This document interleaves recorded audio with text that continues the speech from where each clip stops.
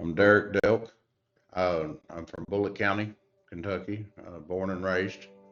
And I, my first rock bottom, I guess you would say, is when I lost my son. He passed away at birth. Then I started using very, very often. I was drinking prior to that, but I started using cocaine and smoking pot on a regular basis. Uh, then I began to start to go downhill by just denying my family of the attention and love that they needed. I started to just withdraw from my family and my kids that I had, and just sunk into a very deep state of depression and continued to drug use for approximately 5 years. Um, then at the time, I lost my job and lost everything that I had. So I began stealing for my drug habit and ended up in prison uh, for a 5 year stint. And I had written a church, which was Southeast Christian Church, in the newspaper. And I wrote them asking them if they had anybody that could help with advice of what to do while I was in there. And they connected me with Daryl Davis. And at the time, Daryl Davis was the proclamation of the word ministry. And him and we communicated through correspondence. And then when I got out, I met up with Daryl, and we communicated on a regular basis. I had a mentor, and I was doing really well. Um, I had been sober for approximately 23 years after that. And then I had found my Aunt Sheila, who was very dear to my heart. She was almost a sister. She was, I had found out that she had committed suicide in her home.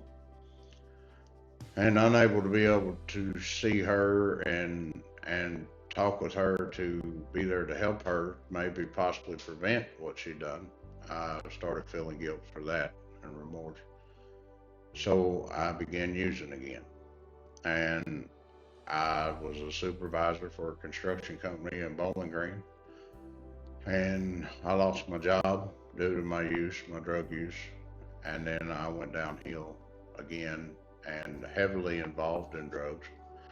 I failed to contact Daryl and them like I should have because of my pride, and I then went back to prison again for an 8 year sentence, and I had gotten back in touch with Daryl while I was incarcerated.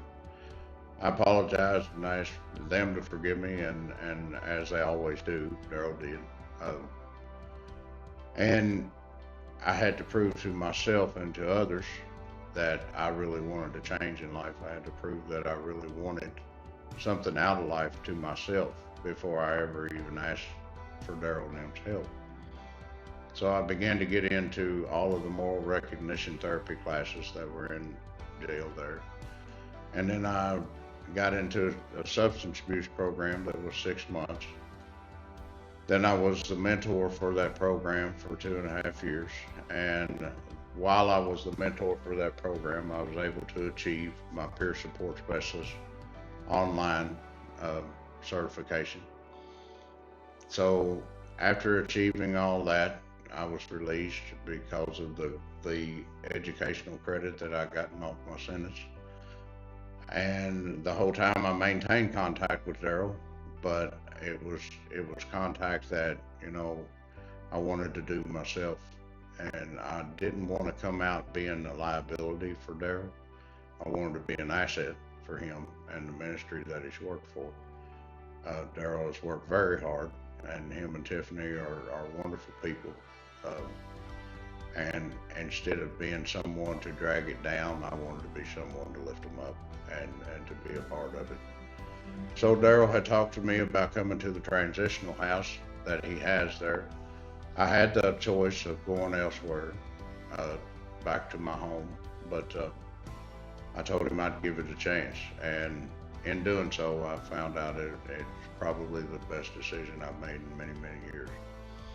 Now I have a regular relationship with my children and my grandchildren. We are doing well. And of course, they are cautious to get too close because I've always left. But in years to come, that'll fade away as also. And that's all I have.